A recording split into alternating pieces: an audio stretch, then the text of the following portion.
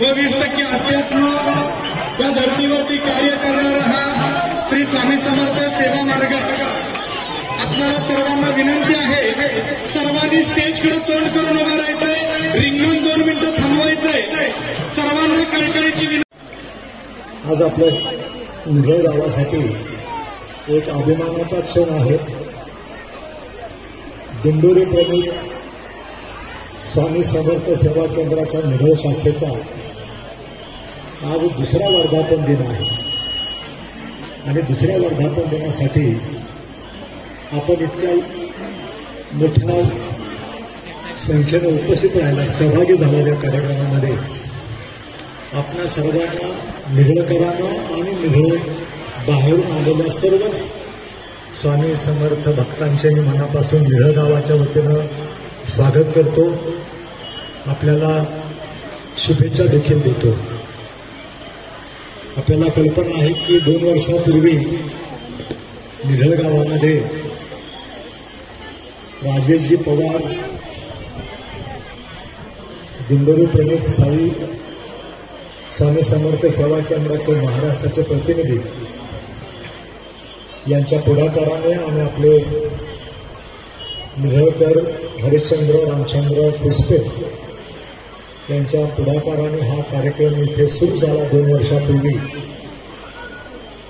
सुरुवात होत असताना असं वाटलं नव्हतं की या कार्यक्रमाला इतकं मोठं स्वरूप प्राप्त होईल, आपल्या सर्वांचा इतका मोठा लोकसहभाग याच्यामध्ये लाभेल।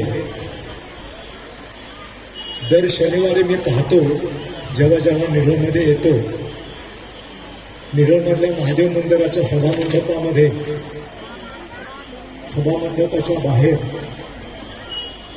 त्या रम्य वातावरणामध्ये सभोवताली गार्डनच्या पाठीमागं ओढा, सर्वत्र झाडी आणि त्या झाडीमध्ये होणारा स्वामी समर्थांचा केंद्राचा मेळावा निघळ गावाच्या आध्यात्मिक विकासामध्ये, निघळ गावाच्या पंचक्रोशीतील अध्यात्माच्या विकासामध्ये खूप मोठे योगदान स्वामी समर्थ केंद्राच्या माध्यमातून इथं दिलं जात आहे।